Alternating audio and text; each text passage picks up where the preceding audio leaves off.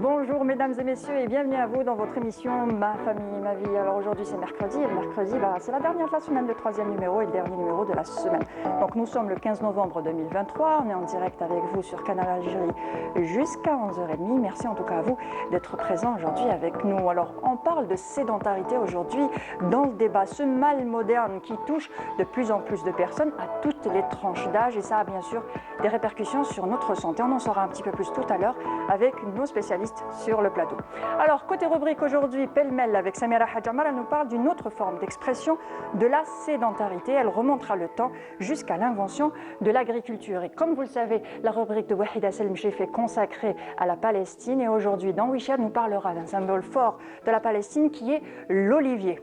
Voilà en tout cas le programme qu'on vous propose aujourd'hui dans votre émission Ma famille, ma vie. Et ça commence tout de suite.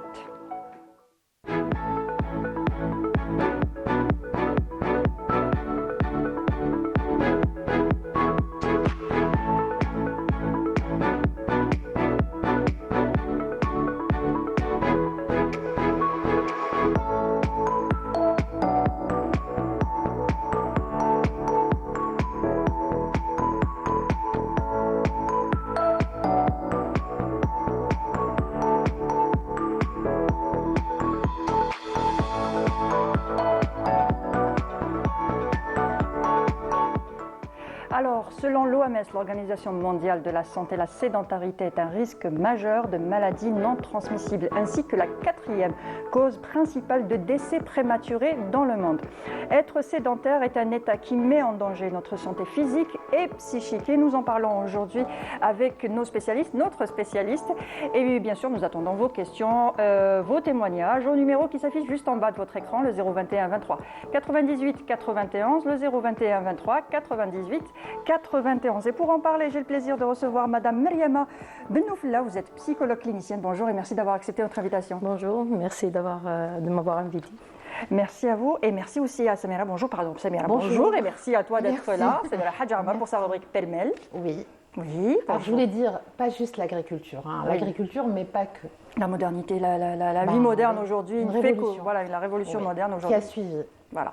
Très bien. Très bien. On en parlera tout à l'heure dans Pêle-mêle. Tu es avec nous, on discute et bien sûr, nous avons invité bien sûr une nutritionniste qui devait être présente aujourd'hui avec nous sur le plateau, mais malheureusement, elle nous a posé un appât, tout simplement. Mais vous inquiétez pas, nous aurons quand même un médecin par téléphone à qui nous poserons toutes les questions concernant la nutrition. Mais la sédentarité a aussi un impact psychologique. Vous allez nous poser peut-être la question pourquoi la psychologie. On ne pense pas forcément à la psychologie quand on parle de sédentarité. On pense au sport, on pense à la nutrition, on pense à ce genre de choses, mais on ne pense pas forcément à la psychologie. Mais ça a un impact psychologique sur nous, le fait de rester sédentaire, le fait de ne pas bouger, de rester tout le temps cloîtré chez soi, n'est-ce pas, docteur? Enfin, madame. Exact. Merci pour la présentation. Vous avez dit que je suis spécialiste, mais en réalité, je suis spécialiste en psychologie clinique. Voilà. Mais par rapport à la question de la sédentarité et ses effets sur le plan psychologique des personnes qu'on voit tous les jours dans la consultation, effectivement, il y a des spécialistes pour ça. Mais durant ma consultation, je pourrais parler un peu des situations que nous avons remarquées, nous avons observées, nous avons suivies pendant plusieurs séances ou pendant plusieurs années. Maintenant, parlons de sédentarité. Sédentarité, en fait, c'est un peu compliqué parce que moi-même, je suis victime de cette sédentarité. Je pense que le monde moderne aujourd'hui, nous sommes tous concernés, on est tous sédentaires quelque part. Même si on fait du sport, on est des actifs sédentaires, en quelque sorte. En fait, oui, mais on doit faire un peu la différence entre une personne qui ne fait pas le sport, qui ne fait pas d'activité physique, et une personne qui est cloîtrée sur sa chaise, d'ailleurs on parle toute la journée, plus de 7 heures. Voilà, qui rentre chez elle et qui s'allonge. Ou qui rentre chez elle et qui s'allonge. Exact. Donc on parle surtout actuellement après la mondialisation, après cette vague de technologie, puis des téléphones, des réseaux sociaux, effectivement. En fait, pour un enfant, on parle de 4 heures à 5 heures cloîtré sur sa chaise devant un téléphone ou devant l'écran. Même les jeux qu'on a aujourd'hui pour les enfants ne sont pas des jeux. Avant, on voulait jouer, on sortait dehors. Jouer à la marelle. On jouait à la marelle, on sautait à la corde, on faisait ce genre de choses. Maintenant, pour jouer, il lui faut sa petite voiture télécommandée, c'est un écran, c'est des jeux vidéo aussi. Voilà, exactement. Donc, notre façon de vivre aussi a totalement changé. A complètement changé. Et puis, c'est une rupture totale du mouvement et rapide, hein, surtout pendant le confinement. Oui, on va y pendant revenir, le confinement, exactement. on va parler tout à l'heure de ça. Mais il y a des spécialistes maintenant qui parlent de la chaise qui tue, en fin de compte. C'est-à-dire prendre 8 heures jusqu'à 7 heures assis sur une chaise. À un moment donné, ça tue l'individu. Ça tue l'individu parce qu'à force de rester sédentaire, de ne pas bouger, parce que la sédentarité en réalité, c'est le nombre d'heures qu'on reste assis ou assise. Voilà, au bureau on est assis, bon, sur ce plateau on est assise aussi. Mais on travaille en étant assis, on mange en étant assis, on se déplace en étant assis parce qu'on est en voiture, on est en véhicule, donc même pour se garer, je pense qu'on fait tous la même chose. On essaie d'arriver un peu plus tôt pour avoir la meilleure place de parking pour être le plus proche du travail. La plus proche du travail. Alors que c'est pas bon pour notre santé. On a toujours cru que le fait de se reposer était un luxe qui allait nous aider à aller mieux. Mais finalement, c'est le fait de rester assis qui va nous tuer plutôt. Négatif. Voilà. Mais aussi, il y a autre chose. Il y a des personnes qui sont réellement sédentaires, mais elles ont quand même 40 minutes à 1 heure d'activité physique. Voilà. Donc, il y a vraiment une différence. Moi, par exemple, dans mon quotidien, je suis une personne vraiment sédentaire dans le sens où de 7 heures sur chaise, après je rentre chez moi et je suis complètement allongée. Donc, on ne prend même pas le temps de prendre, pour un adulte, il faut 30 minutes. Enfin, 30 minutes par jour. De sport, de marche, d'exercice de souplesse. Donc, ces 30 minutes, on peut très bien c'est pas 30 minutes d'affilée, donc on peut très bien les couper, on peut s'organiser. Enfin, c'est pas toujours évident de s'organiser, parce que quand on se dit, il faut que je commence à faire du sport, il faut que je commence à bouger, il faut, là, c'est une injonction à notre cerveau qui fait que notre cerveau va bugger et il va dire non, je ne vais pas le faire. Donc au contraire, il va se dire voilà, je vais me garer un petit peu plus loin, je vais marcher 10 minutes avant d'arriver au travail. Donc ça me fait déjà 10 minutes. À midi, pour manger, peut-être je vais sortir, marcher 10 minutes. Voilà. Et on le coupe en plusieurs 10 minutes dans la journée et ça nous fera nos 30 minutes de marche. Exact, exact. C'est une façon de s'organiser un petit peu. Exact, mais je crois que l'Algérien, enfin la société algérienne, elle est complètement feignante déjà par rapport à ça. Je pense que le monde est feignant, vu tout ce qui a été créé pour nous rendre plus dépendants de la... C'est un peu moins que les autres pays. Hein. Mais c'est vrai, on bouge un petit peu quand même. Oui. Il y a des pays, beaucoup plus. Toutes les inventions qui ont été faites font tout pour qu'on reste à ne rien faire. Il y a un lave-vaisselle, il y a un lave-linge, il y a même une machine à plier le linge. Donc même pour plier le linge, pour la voiture. La modernité d'aujourd'hui fait qu'on fait le moins d'efforts possible. Et c'est ça qui nous pousse aussi à nous dire, il y a tout ce qu'il faut pour, j'ai besoin de me reposer. On a toujours cette, surtout pour les, on va dire, pour les mères, pour les pères, ou quand ils ont par exemple une charge, on est au travail pendant la journée, ensuite on rentre à la maison, on doit s'occuper des enfants, faire à manger, faire ceci, faire les courses. Donc on se dit, j'ai besoin de me reposer et je n'ai pas le temps d'aller m'inscrire dans une salle de sport alors qu'on pourrait s'arranger pendant la journée, même étant assis, on peut faire des exercices qu'on peut trouver sur le net, je pense, pour un peu s'étirer ou un peu d'exercice de souplesse. Oui, c'est pour ça que je dis que nous sommes feignants. Mais aussi la société n'arrange pas aussi, hein, parce que sortir, marcher et faire du footing, c'est pas donné à tout le monde aussi. Actuellement, la société n'est pas aussi permissive par rapport à ça. Enfin, on a tout le temps des agressions par rapport à tout ça et c'est pas encore. On va dire qu'il faut sortir marcher. On va dire que, par exemple, ici, on est au 21 boulevard des Martyrs. On peut très bien sortir marcher tout au long du boulevard, descendre à Alger Centre, même à la maison, même si on ne sort pas réellement. Parce qu'il y a maintenant des entreprises, par exemple, à l'étranger. Ce qui a été créé, ce n'est pas toutes les entreprises qui le font. Ceux qui ont les moyens et ceux qui essayent de lutter aussi contre la sédentarité, ils ont créé ce qu'on appelle comme un bureau, mais avec un tapis pour marcher. Donc on marche tout en étant à l'intérieur. Donc on fait ces exercices de marche. Après, il y a plusieurs entreprises où il y a des conventions avec des centres privés de sport, ou alors ils créent eux-mêmes leur espace de sport. Espace de sport. Oui, mais ça, c'est la nouvelle tendance actuelle dans le monde entier. Parce qu'ils s'en rendent compte. Oui, en fait, move at the work. Mais c'est une nouvelle philosophie dans le monde entier maintenant, dans les sociétés multinationales surtout, ne pas laisser en fait les personnes assises pendant 7 à 8 heures d'affilée. Oui, exactement. Voilà, donc, et ça touche aussi, et malheureusement, ça touche aussi les enfants. On sait que déjà les enfants et les ados aussi. Les ados, bon, la période des ados, je pense que c'est une période assez critique, il y a beaucoup de changements, exactement. Moi, je faisais pas de sport. Oui, mais les ados, je l'ai payé. C'est des fausses croyances qu'on a par rapport aux ados. Ils sont feignants, ils aiment dormir, ils n'aiment pas trop bouger. Il faut les laisser dans leur petit monde, dans leur petite chambre, avec leurs écrans, leurs jeux et tout ça. Mais on peut un petit peu booster tout ça et un peu changer ses habitudes si on installe ça dès la petite enfance. Oui, mais il faut que l'adulte change aussi, parce que même nous sommes complètement... Donc il faut penser à ses enfants. En pensant à ses enfants, il faut commencer par soi-même pour donner le bon exemple. Exact. Et puis avec les enfants, en général, on dit que les enfants, on pense souvent que les enfants sont turbulents, alors que non, les enfants ont besoin de bouger, de se dépenser, de courir. C'est la nature qui est faite comme ça. Donc voir un enfant qui court partout, c'est tout à fait normal, mais on a tendance tout le temps à dire arrête de bouger, arrête de courir, tu vas te faire mal, tu vas ceci, tu vas cela. Il faut que le parent change aussi par rapport à ça et qu'il prenne conscience que son enfant doit bouger. En réalité, je crois que les parents ont fait une grande expérience pendant le corona. En fait, c'était une expérience terrible, mais aussi c'est une expérience qui a fait évoluer un peu les choses à l'intérieur de la famille ou à l'extérieur de... Il y a eu des prises de conscience par rapport à ça, par rapport au fait de rester confiné ou on restait tout le temps enfermé. Donc on a vu que finalement rester enfermé, confiné, ce n'était pas bon pour la santé. Oui. Exact, surtout pour la famille algérienne. Vivre dans un appartement avec 2 chambres et une cuisine où il y a 7 ou 6 personnes. Au fait, pendant le Covid, par exemple, nous, durant la consultation, il y avait 2 vagues. Alors la première vague, c'était la vague de stress et de peur par rapport à la contamination, par rapport aux pertes, par rapport à la maladie et tout.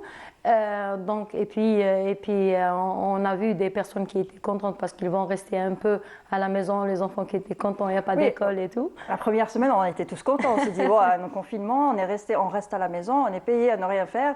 Donc c'était plutôt, tout le monde a pris aussi ça du côté positif, où on est resté à la maison, on avait quand même notre salaire, on allait se réunir tous ensemble, on allait passer plus de temps à la maison avec les enfants, on allait prendre le temps de faire des bons petits plats, de nettoyer la maison pour certains, enfin bref.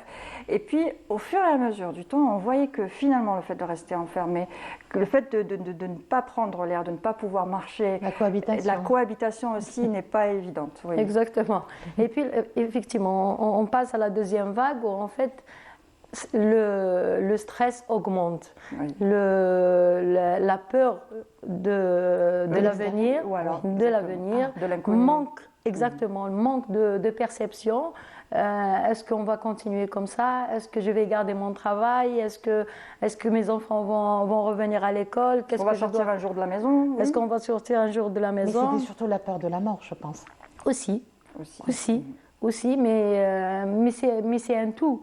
Enfin, la peur de la mort, c'était mondial, c'était une crise mondiale pour tout le monde. Mais en fait, après, chacun commence à penser sur son projet de vie et sur son projet familial, en fait. Là, par exemple, on a eu énormément d'augmentation de questions de dépression, énormément de PTSD, le post-stress traumatique par rapport au trauma, c'est-à-dire la perte, la peur de mort. Exactement. Donc, on a eu énormément de situations de psychose. On a eu énormément de tentatives de suicide. Donc, c'était lié aussi au confinement, à la crise mondiale du Covid. Mais revenons un peu à la sédentarité et le fait de rester, on va dire, cloîtré chez soi, de ne pas bouger. Comment ça peut influer sur notre psychique, sur notre santé mentale? En fait, par rapport, alors comme elle a dit la collègue, c'est que déjà par rapport au couple parental, il y a énormément de disputes, il y a énormément de crises. On a retrouvé beaucoup de divorces pendant le confinement et pendant cette période de sédentarité en fin de compte. Et on a eu énormément d'enfants aussi qui ont par nature, l'enfant a besoin de courir, a besoin d'espace. Exactement, on a vu énormément de troubles de comportement. Oui. On parle aussi de bébés Covid, c'est-à-dire des enfants qui n'ont pas été sollicités sur le plan extérieur, sont devenus des enfants, presque des enfants de la télé. Il y a des personnes, oui, des enfants de la télé, c'est des enfants qui regardent tout le temps la télé, qui sont tout le temps en face de leur télé. Mais ce mode de vie et le mode de vie de certaines personnes aussi. Pour revenir un peu à la sédentarité, il y a beaucoup de personnes qui sont là toute la journée. Alors, je n'ai pas le temps d'aller faire une balade, je n'ai pas le temps parce que je cours après le temps. On a souvent cette phrase qui revient. Je n'ai pas le temps de faire un exercice, je n'ai pas le temps de prendre mes enfants, de faire un tour, parce que si je vais sortir et si je dois, donc voilà, on a pas mal de choses qui font qu'on se dit on n'a pas le temps, donc je préfère rentrer à la maison avec mes enfants qui sont juste à côté de moi et me reposer, et je les vois, on est enfermé dans un appartement, soit en face d'un écran, on ne sort pas, on ne marche pas dans la nature, on n'a pas l'air frais qui nous touche, et puis on ne change pas d'air, on va dire. C'est cette situation qui devient toxique. Il y a aussi le soleil qui est important pour Exactement. le corps, l'air parce que ça joue sur, ça diminue le stress. Exact. Et la marche parce que ça fait... je suis en train de répondre à la psychologue. Nous avons avec nous par téléphone Dr Hachi, justement. Bonjour voilà. Dr Hachi. Bonjour. Ça va, vous allez bien? Merci d'avoir fait... Je vous en prie, c'est avec plaisir, c'est toujours avec plaisir. Alors, aujourd'hui, on parle dans l'émission de sédentarité. Alors, il faut tout d'abord définir ce que c'est que la sédentarité, je pense, parce qu'on a souvent tendance à dire « oui, je suis sédentaire, je ne fais pas de sport », alors que ce n'est pas réellement ça, être sédentaire. Exactement.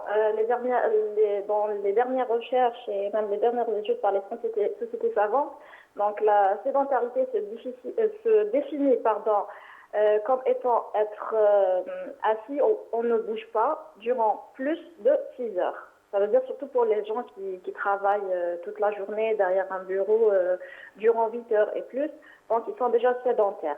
Et même les sociétés savantes ont dit qu'il ne suffit pas de faire du sport, par exemple 1 ou 2 fois par semaine durant 30 minutes ou 1 heure, et passer toutes les autres journées assis derrière un bureau. Donc là, même dans ce cas-là, on est sédentaire. Et d'ailleurs, l'Haute Autorité de Santé, en 2019, a dit que pour lutter contre la sédentarité, et surtout dans le cas d'obésité et la prévention des maladies non transmissibles, etc., il faut bouger toutes les 20 minutes. Ne serait-ce que de faire des allers-retours dans le bureau, vous voyez? D'accord, très bien. Donc vous disiez que ça ne suffisait pas de faire du sport 1 à 2 fois par semaine. Je vais essayer de donner un exemple, vous allez me dire si c'est le cas. C'est comme se brosser les dents. Ça veut dire si je me brosse les dents 1 fois par semaine, ça ne veut pas dire que j'ai une hygiène bucco-dentaire excellente. C'est pour faire le rapport. Ça veut dire on peut être actif mais sédentaire. Exactement. Mais c'est sédentaire, exactement. Si vous dépassez 6 heures derrière un bureau, donc c'est maximum c'est 6 heures, donc là vous êtes sédentaire. Surtout si vous ne bougez pas toutes les 20 minutes ou toutes les demi-heures. Et puis les derniers consensus depuis 2020, ils ont limité ou bien ils ont défini une durée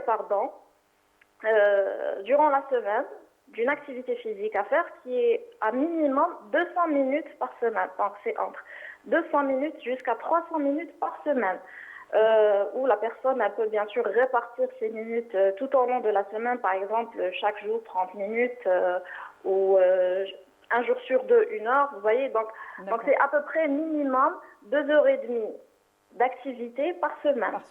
Et justement, il ne faut pas les cumuler en une seule journée, il faut faire ça pendant toute la semaine et même pendant la journée. Comme je disais tout à l'heure, qu'on pouvait faire 10 minutes le matin, 10 minutes l'après-midi, 10 minutes le soir peut-être, et ça pourrait faire nos 30 minutes de marche. Exactement. Ben, c'est ça. C'est selon les conseils de l'Haute Autorité de Santé, parce que si vous bougez, ne serait-ce que dans votre bureau, votre maison, vous vous levez toutes les 20 minutes et vous faites quelques pas, ça déjà, ça entre dans la lutte contre la sédentarité. D'accord. Quels sont les impacts? Bon, on le dit souvent, il y a des impacts justement sur la santé, de la sédentarité, mais on n'en prend pas réellement conscience. Est-ce que vous pouvez nous dire quels sont les impacts réels sur la santé? Alors, il y a beaucoup d'impacts justement. D'ailleurs, les sociétés savantes ont lié presque toutes les maladies non transmissibles à la sédentarité. Donc, quand on parle de sédentarité, on fait toujours le lien, premièrement, avec l'obésité et le surpoids, ça c'est déjà connu. L'OMS a prouvé que les personnes sédentaires qui ne bougent pas, qui ne font pas du sport, ont plus de chances de développer plusieurs types de cancers, même le cancer du sein. Parce que vous savez, quand vous faites du sport, ou même si vous bougez, vous faites de la marche, parce que même la marche, c'est du sport. Après, je vais juste vous détailler un petit peu concernant la marche. Il y a certaines conditions. Donc, votre corps, il produit des molécules qu'on appelle les endorphines et d'autres molécules qui ont un effet anti-inflammatoire dans le corps. D'accord? Donc, même les maladies qui ont relation avec les inflammations et tout, et les maladies inflammatoires, donc, on est dans la prévention, vous voyez. Et puis, pour parler de la marche, en fait, il y a des façons de marcher. Une marche soutenue avec une allure quand même assez rapide. La vitesse, elle varie entre 3,5 jusqu'à 5,5 km par heure. Et comment, bon, c'est les gens qui n'ont pas de podomètre et qui veulent, ils peuvent pas, c'est-à-dire mesurer la vitesse de leur marche, c'est simple. Si votre rythme respiratoire est rapide, si votre cœur il bat un peu plus rapidement et sans transpirer, donc là vous êtes déjà à 3,5 à peu près jusqu'à 4 km par heure de vitesse, hein, je dis bien de vitesse. Très bien. Donc, et on peut aller jusqu'à 5,5 km par heure, donc là on commence à transpirer. Donc là vous êtes sur la bonne voie. Comme on dit chez nous, c'est la marche du facteur. D'accord. Donc il faut marcher sans forcément transpirer, pour un rythme soutenu, mais pas flâner non plus, on ne va pas faire les boutiques ou autre chose, c'est ça? Exactement, exactement. Et par rapport, il y a aussi des mauvaises habitudes qu'on installe chez nous, et c'est la modernité qui fait ça, où on se déplace, même en étant assis, donc la voiture, on la gare le plus proche possible de la maison, du travail, même pour faire sortir les enfants, on utilise des poussettes alors que les enfants peuvent très bien marcher. On a ces habitudes-là qu'il faudrait peut-être casser pour reprendre un peu d'activité physique. Exactement. D'ailleurs, moi, ce que je conseille à mes patients, surtout pour ceux qui sont véhiculés, je leur dis ne vous garez pas juste à côté de votre bureau ou votre lieu de travail. Garez-vous un petit peu plus loin, ne serait-ce que de faire 5 minutes à pied aller et 5 minutes retour, ou 10 minutes. Sortez au moment de la pause déjeuner, ne serait-ce que de marcher 10 ou 15 minutes. Donc ça, déjà, ça rentre dans la lutte contre la sédentarité. Et pour casser ces nouvelles mauvaises habitudes, justement, que vous venez de citer. Donc il faut bouger tout le temps, même à la maison, on peut très bien, pour une personne qui pourrait me dire, voilà, je ne peux pas sortir dans le quartier, je n'ai pas envie de marcher dans mon quartier, ou j'ai la flemme de sortir dehors, je dois m'habiller, on trouve toujours des excuses quand on ne veut pas faire quelque chose. À la maison, à l'intérieur, même étant assis, on peut plutôt faire des mouvements qui pourraient nous aider justement à ne pas rester sédentaires. Exactement, exactement. D'ailleurs, tout est disponible maintenant, même pour faire des mouvements. Les gens qui ne savent pas comment faire, franchement, il y a les plateformes sur Internet, il y a des vidéos qu'on peut regarder pour faire des exercices. Et même au lieu de prendre l'ascenseur, on peut prendre les escaliers. On voit cette sédentarité surtout chez les gens qui souffrent de surpoids et d'obésité parce qu'ils se sentent lourds, et ils ont la flemme de bouger. Donc, il faut juste faire le premier pas. Parce que dès qu'on commence, et on fait le premier pas, après ça ira. D'accord. Il faut juste se motiver suffisamment pour commencer, parce qu'une fois qu'on a commencé, on prend l'habitude, comme on dit, que c'est c'est en dînant, enfin c'est en mangeant qu'on a de l'appétit, c'est dans le même sens. C'est en faisant la chose qu'on prend plaisir à le faire et qu'on prend l'habitude de le faire. Merci beaucoup, Dr Hachi, d'avoir participé à l'émission aujourd'hui par téléphone. Avec plaisir. Merci infiniment. Bonne journée à vous. Moi, j'aurais bien voulu savoir si ça atteint la masse musculaire. Le fait de rester sédentaire, Oui, mais oui, bien sûr, sûr. il y a une fonte de la masse musculaire, le fait de ne plus bouger les muscles. Donc les muscles vont Et donc, fondre. est-ce qu'on peut les récupérer après? Ou Si on ne reste pas sédentaire, oui. D'accord. Ce que je vous propose tout de suite, c'est un reportage de notre journaliste Samia Boualol. Justement, elle a assisté au 2e congrès sur l'obésité et la maladie métabolique, voilà, organisé par la Société algérienne d'obésité et de maladies. Donc, et on y revient tout de suite après. Voilà. L'obésité en Algérie est devenue une préoccupation majeure de notre système de santé. Les spécialistes tirent la sonnette d'alarme face à une augmentation croissante et alarmante de sa prévalence chez les adultes, mais aussi chez les enfants. Et les chiffres sont éloquents, soit 30% des femmes, 14% des hommes et près de 10% des enfants, selon professeur Ahmad Tbaibia. On est passé d'un chiffre qui était de 16% à 22% et aujourd'hui, d'après la dernière étude, on est à 35%. Et lorsqu'on parle d'obésité, on parle souvent des maladies qui vont accompagner l'obésité et qui vont se développer après quelques années, comme les maladies métaboliques. On a dit par exemple en premier lieu le diabète. C'est d'avoir un médicament qui va agir sur le dos, sur l'obésité. Depuis des années, on demande.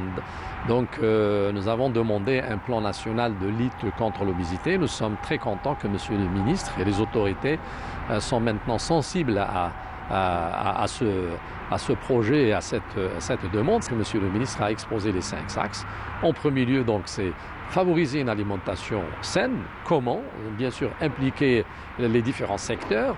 L'activité physique aussi, il faut impliquer les différents secteurs. Et pour cela, donc, il n'y a pas uniquement le ministère de la Santé, il y a le ministère, bien sûr, du Commerce, il y a le ministère de l'Agriculture, le ministère de l'Intérieur, les collectivités locales, le ministère de l'Environnement et plein de ministères.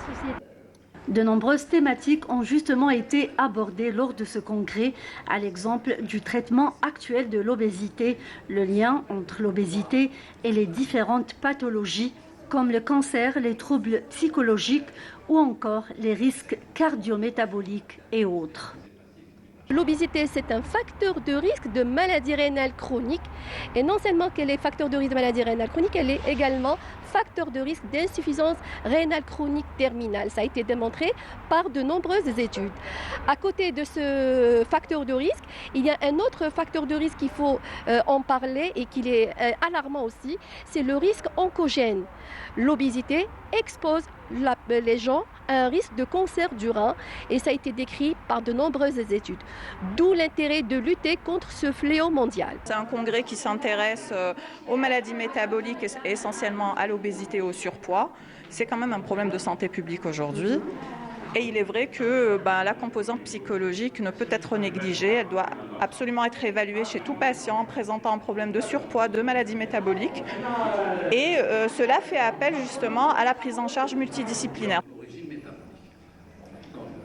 La lutte contre l'obésité implique la conjugaison des efforts de tous entre société civile et pouvoir public en adoptant une approche globale qui inclut l'éducation nutritionnelle, la lutte contre la sédentarité et la sensibilisation continue. Un traitement, en attendant, il faut de l'activité physique. Contre la sédentarité est importante justement.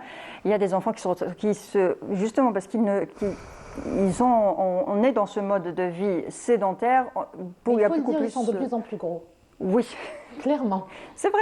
Oui. C'est vrai, exactement. C'est le plus dangereux, et c'est ce qu'ils ont expliqué. Voilà, exactement. Et même justement, par rapport à... Je remercie l'équipe qui a fait ce reportage parce qu'en réalité, les spécialistes ont identifié les facteurs clés de la dépression. Là. Oui. Ils ont parlé en fait de l'humeur dépressive, ils ont parlé de une perte d'intérêt et de désir pour l'extérieur, et ils ont parlé des troubles alimentaires, ils ont parlé des troubles de sommeil, et ils ont parlé des problèmes oncologiques. Des problèmes oncologiques, mais tout ça c'est des facteurs de dépression qui font en fait, qui font que en fait, la personne tombe premièrement sur le plan physique, des maladies irréversibles comme le cancer, comme ils ont dit, des maladies chroniques comme le diabète et les maladies cardiovasculaires. Sur le plan psychologique, on trouve de la dépression, on trouve, comme j'ai dit tout à l'heure, le trauma, on trouve plein de choses. Et pour tout ce qui est psychotique, on trouve de la schizophrénie au vrai sens du terme. On a trouvé... Ça déclenche, c'est ça? Ça déclenche et puis ça... Même s'il y a des personnes qui étaient malades, en fait, ça renforce leurs troubles. Et on arrive jusqu'aux tentatives de suicide. Donc, ce n'est pas quelque chose de très simple. L'activité physique, ils ont accentué la chose sur l'activité physique, je les remercie. Ils ont accentué les choses sur le mode de vie alimentaire. Ça, c'est très important pour soigner le cerveau, pour soigner le corps et faire face aux difficultés qu'il y a au quotidien. Donc, mais je remercie infiniment l'équipe. Oui, et justement, l'obésité, ça a aussi des répercussions sur l'estime de soi. Les enfants, souvent, quand ils se retrouvent en surpoids, ils ont une mésestime de soi et ça peut influer sur toute leur vie. Oui, le sentiment de dévalorisation, le sentiment de rejet, le sentiment je ne suis pas accepté parmi les autres, je ne suis pas beau, je ne suis pas aimé, sentiment de culpabilité, j'ai trop mangé, c'est à cause de moi, j'ai trop mangé, donc je suis devenue comme ça, donc je m'aime pas. Donc, et puis il y a tout l'environnement autour qui lui rappelle qu'il est obèse et qu'il est gros, qu'il est différent. Donc, souvent, ça crée des problèmes psychologiques. Exactement. On a des adolescents qui ont fait des tentatives de suicide. C'est pas quelque chose de très simple. Et quand on parle de tentatives de suicide ou quand on parle du suicide, on rentre réellement dans la dépression sévère et on rentre dans l'hospitalisation et le traitement chimique. Il ne faut pas prendre les choses de cette manière. On dit, par exemple, cette personne est dépressive, donc on pense généralement aux larmes, on pense à la tristesse, mais en réalité, non. C'est un trouble psychologique qu'il faut soigner et qui peut aller vers réellement la mort. C'est pas quelque chose de... Et la moindre des choses, en premier, c'est de consulter un psychologue. Un psychologue, oui. Consulter un psychologue. Avant d'arriver à la chimie, je peux dire. En fait, consulter son médecin de famille d'abord, parce qu'ils font confiance aux pédiatres généralement, ils font confiance à leur médecin généraliste. Ça, c'est la chose la plus importante et je les encourage à le faire parce qu'en fait, le médecin généraliste, le médecin traitant de famille connaît très bien les membres de la famille et on le consulte pour tout. Et puis, ce médecin-là va les orienter à faire autre chose. Il y a beaucoup de femmes qui consultent chez le psychologue, différemment des hommes, parce qu'en fait, elles ont moins de sentiments de honte de parler de leurs difficultés au quotidien. Différemment de l'homme qui dit je pars pas chez le psy, je suis pas fou, je suis ceci. Les préjugés. Exactement, la femme a plus de courage de parler de ses difficultés parce qu'en réalité... De parler de ses faiblesses, alors que les hommes ne mettent pas en avant leurs faiblesses pour ne pas justement être vulnérables. Exact. Et ça, c'est le plus grave. Il y a des personnes, par exemple, on parlait tout à l'heure de maladies irréversibles comme le cancer et le diabète. Les personnes qui travaillent dans des métiers à risque, par exemple, comme les pompiers, comme les journalistes, comme les médecins urgentistes. Alors, au moment de la retraite, je vous rassure que la moitié des personnes en retraite sont tombées malades sur le plan physique, des maladies très, très, très graves, irréversibles. Et puis, il y a eu même l'espérance de vie qui est plus courte. Quoi. Et l'explication, c'est l'inactivité.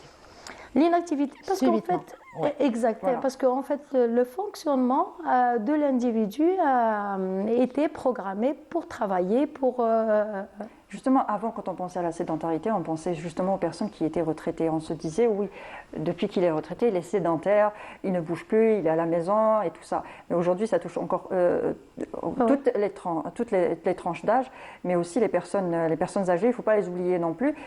Est-ce qu'il y a moyen est-ce qu'il y a des solutions justement pour ces personnes qui sont à la retraite? Changer son quotidien, essayer de trouver des activités, comment il faut faire? Enfin, les activités, ça dépend de la famille et l'environnement, mais effectivement, les activités ne sont pas accessibles à tout le monde aussi. On peut toujours plutôt s'organiser avec les petits enfants et aller dire bon, aujourd'hui, je garde les enfants, je vais aller faire un tour avec eux, je les emmène au parc. On peut toujours peut-être s'inscrire dans des cours de dessin, ce genre de choses. Justement, c'est pour ça que je dis selon la famille, selon l'environnement et tout. Et puis, il faut peut-être sensibiliser de plus en plus l'Algérien par rapport à l'activité physique, par rapport aux sorties, parce qu'en fait, qu'est-ce qu'il fait l'Algérien du matin au soir? C'est le téléphone. Que ce soit l'enfant, que ce soit... Mais même pour les hommes, c'est-à-dire que même quand ils sortent, ils vont en bas, ils s'assoient sur une chaise, ils jouent au domino, voilà. Il y a le domino. Mais ils sont assis. Voilà.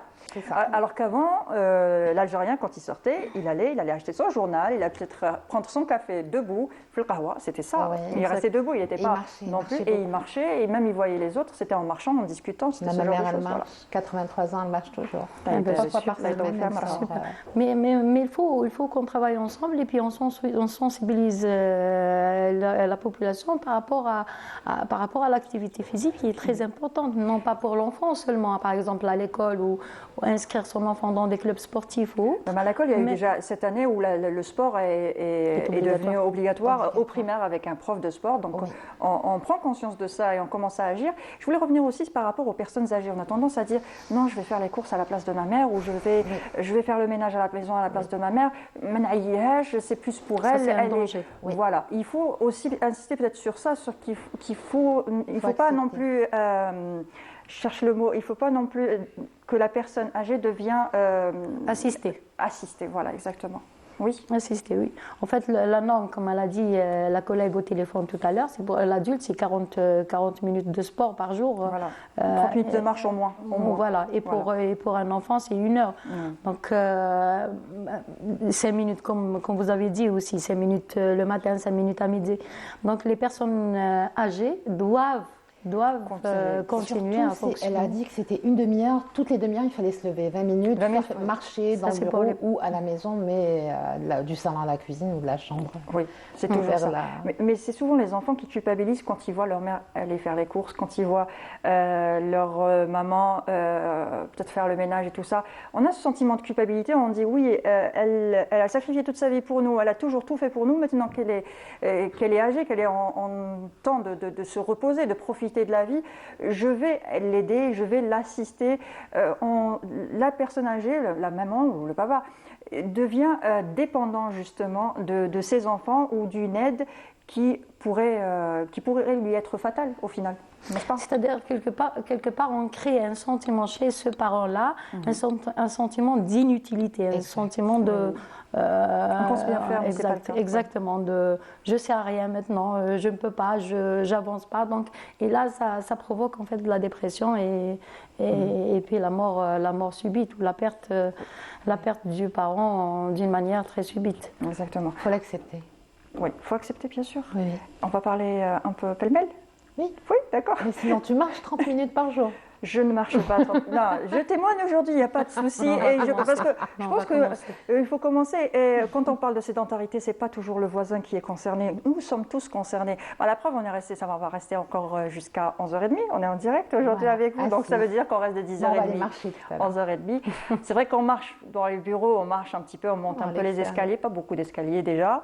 Et sinon, c'est vrai qu'on passe le plus clair de notre temps assis. Dans la voiture, on est assis. À la maison, dès qu'on rentre, il faut que je me repose du trajet que j'ai fait assis. Le pire, je crois que c'est de manger assise ou allongée. Je crois que c'est la pire allongée, des choses. Assis, bon, on mange assis, oui. Les adolescents, ils mangent allongé. Allongé, non, voilà. Alors manger assis, c'est normal, mais manger allongé, oui, si. c'est un peu... Oui. Les ados, c'est une période critique. On va parler la semaine dernière, c'est un peu compliqué. Il ne faut pas non plus trop les tarabuster. Comment ? Il faut les encadrer. Il faut les encadrer, voilà, et sans trop être autoritaire avec eux. On va passer à pêle-mêle tout de suite, après ceci, voilà.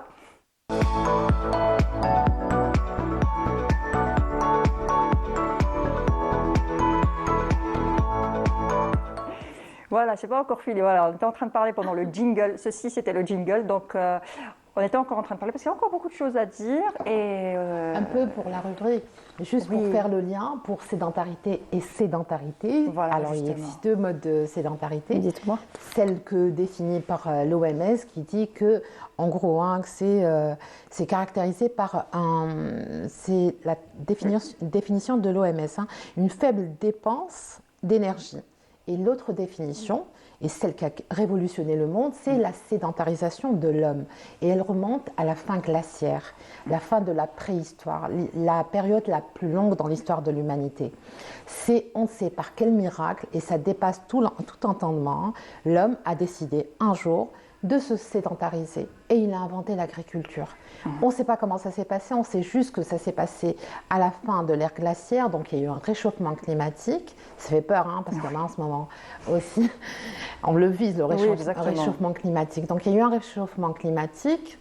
L'homme a arrêté de dessiner sur les parois, il s'est orienté vers autre chose. Alors il y a eu, on sait, très peu de choses, mais il y a eu déjà quelques hommes qui avaient décidé d'avoir des huttes. De s'installer, d'avoir une maison. Voilà.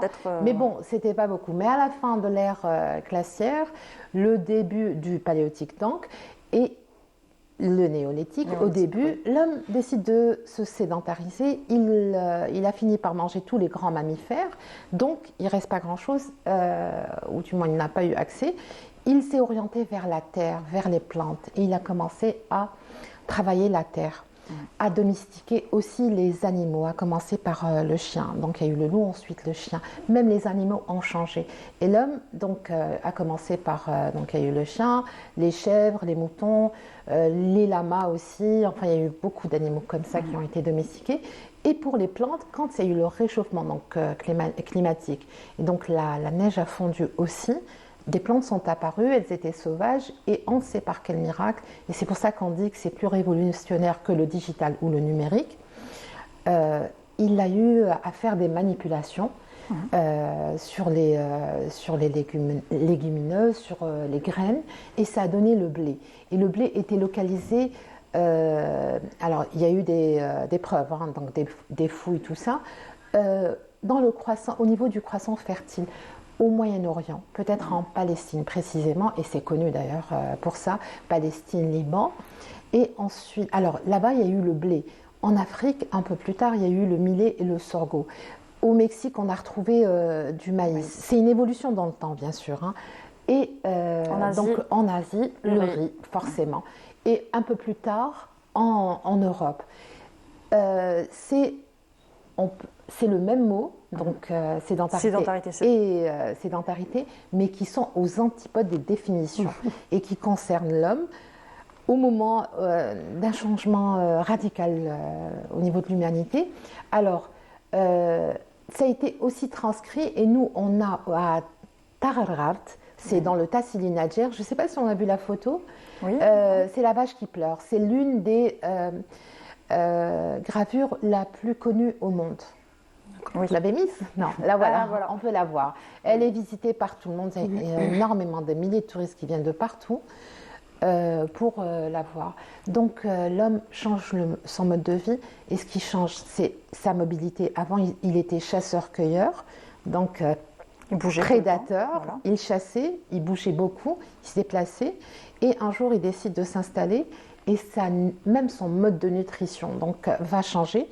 Il passe de la viande crue d'ailleurs au départ, et ensuite cuite, mais aux plantes, aux graines, aux légumineuses, et ça a impacté sur lui. Et alors, même si c'est sédentarité, elle a été positive, cette sédentarité. Elle a été positive, contrairement à celle qu'on vit aujourd'hui avec le numérique. Exact. Et d'ailleurs, il y a moins d'agriculture dans le monde, hein, pas spécialement en Algérie, il y en a moins. Et plus d'utilisation du numérique. Exactement. Voilà, c'est des robots à la place de la personne. Voilà, c'est ça, c'est cette révolution numérique qui fait devenir la sédentarité, qui était quelque chose de positif pour nous, quelque chose de négatif pour notre santé. Voilà. Il y a eu aussi, juste après, l'invention de la poterie. Donc l'homme a appris à utiliser ses mains pour faire de la poterie.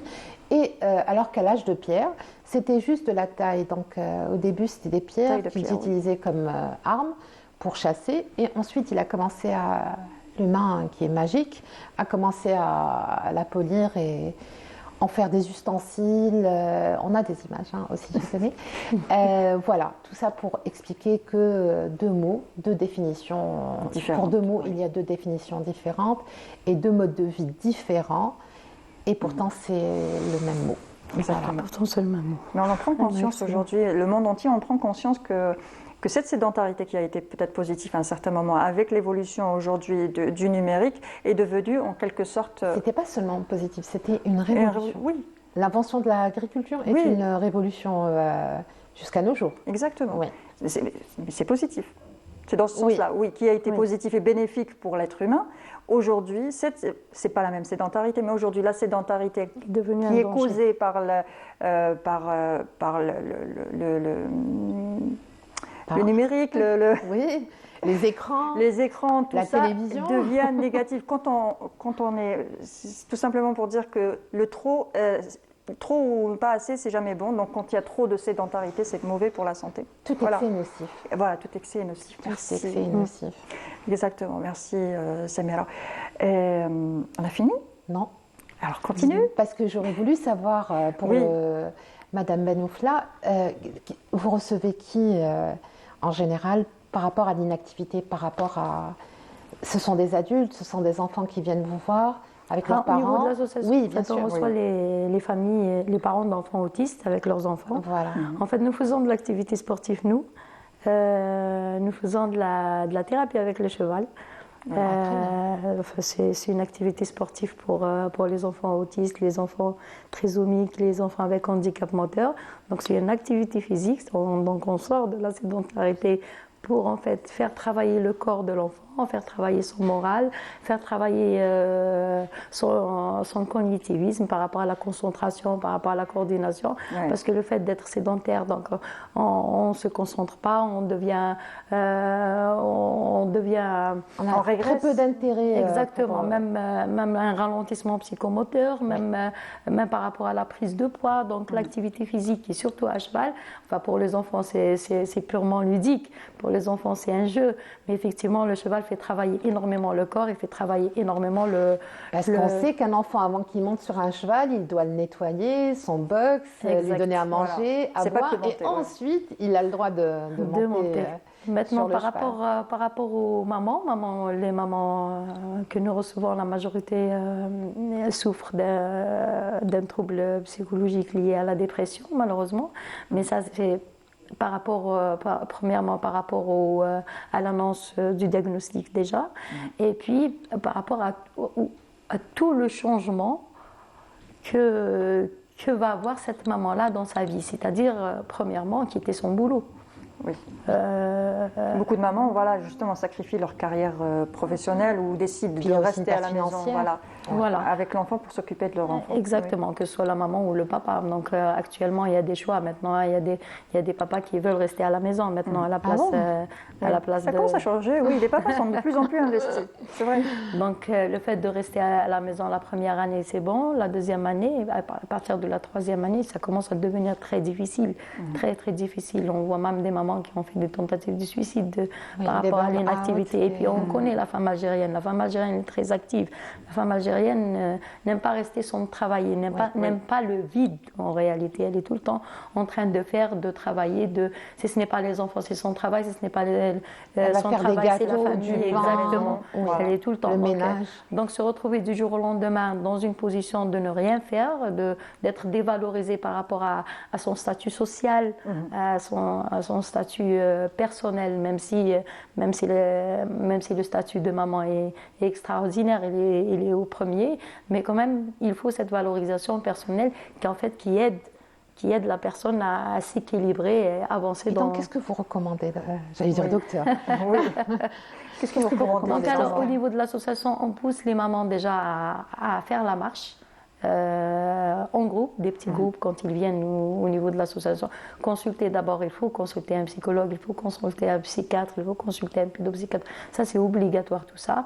Et puis, on essaye de pousser, de s'impliquer. En fait, les mamans aiment beaucoup rester ensemble. Oui. Donc, on les pousse à faire des petits groupes avec un petit coach de 2, 3 pour faire des petites marches. C'est vrai que ça encourage quand on sait qu'il y a quelqu'un avec nous pour faire quelque part. Exact. plus facile. C'est motivant. C'est motivant. De 5 minutes, 10 minutes, 15 minutes. C'est très difficile, mais les mamans quand même s'appliquent facilement. Par contre, les papas, non. Par exemple, on demande au papa, par exemple, de prendre un arrosoir et d'arroser les plantes. Ça l'embête. Alors, la première fois, ils le font. La deuxième fois, c'est difficile pour eux. Là, ils sont avec le téléphone. Comment mettre en place des habitudes comme ça et pour que ces habitudes restent? Enfin, il faut changer d'abord l'éducation, parce que la maman, la fille, quand elle est née, elle est là, elle est prédisposée à être une mère, elle est éduquée pour être mère, pour travailler, pour porter la famille, pour porter le projet familial. Par contre, un garçon, non, un garçon, ça c'était avant, voilà, justement. Aujourd'hui, les garçons, les mamans savent justement l'importance de bien éduquer leurs parents. Comment les pauvres? Voilà, Ils doivent de bien les éduquer aider. leurs garçons pour les pousser à faire des tâches à la maison, leur dire la maison c'est les tâches de tout le monde, de garçons, filles, papa, maman, on doit se partager les tâches, comme ça on est tous sur le même pied d'égalité en quelque sorte. Et ça aide. Voilà. Je crois que cette nouvelle génération commence à changer. Elle est différente.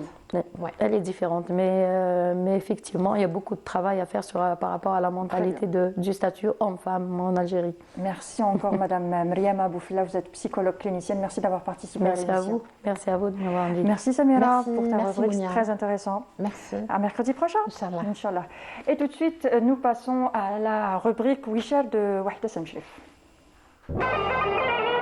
هبوا الفلسطينية لأجل الوطن سوية هيو شعب الجبارين عم يتنفس حرية هبوا الفلسطينية لأجل الوطن سوية هيو شعب الجبارين عم يتنفس حرية دلع العونة ونجد الجد نفدي ترابك وطننا ونهز الأرض فلسطينية احنا واليد باليد وبعون الله بالعالي المعنوية حب الفلسطينية لأجل الوطن سوية ونهيو شعب الجبارين عم يتنفس حرية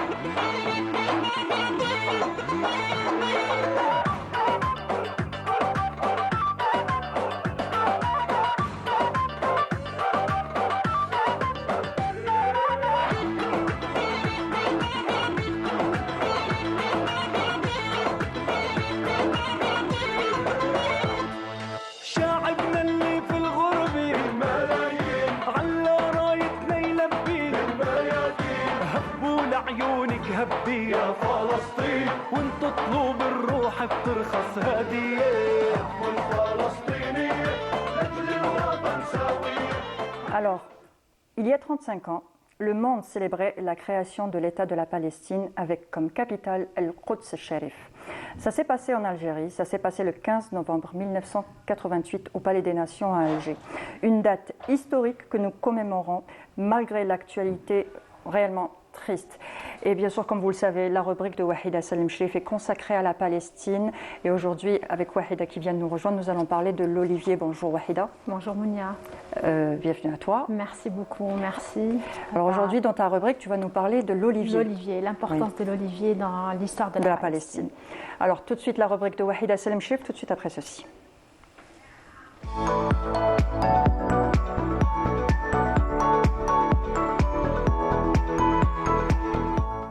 Alors Wahida, nous allons parler de l'olivier. Exactement, donc l'olivier témoin silencieux des siècles de ce qui se passe dans la Palestine. Donc il porte en ses branches l'histoire riche de la culture palestinienne, du peuple palestinien depuis des millénaires. Donc cet arbre robuste, il a joué un grand rôle, un rôle essentiel dans la vie des Palestiniens. Il symbolise la persévérance, la paix et l'attachement profond à leur terre.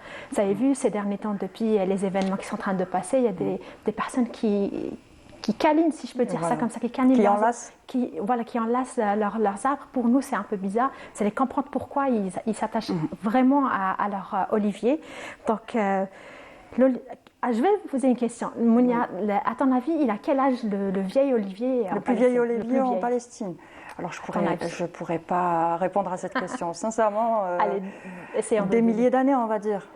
Exactement. Il est estimé à environ 5000 ans. Voilà. Donc 5000 ans, et ces arbres s'étendent sur une superficie de plus de 250 mètres carrés. Sa hauteur atteint environ les 13 mètres, tandis que ses racines s'étendent à plus de 25 mètres sous le sol. D'ailleurs, vous avez là, on a une photo qui représente l'olivier.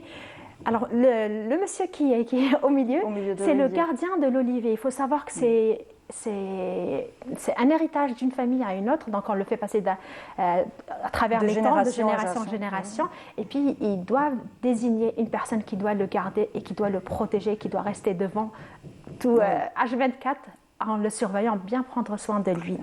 Donc, en fait, j'ai trouvé une petite citation qu'un Palestinien l'a si bien dit, parce qu'il faut savoir, c'est que les gens le visitent, les gens vont vers cet olivier pour se ressourcer, pour remonter leur énergie, comme on l'avait dit hier.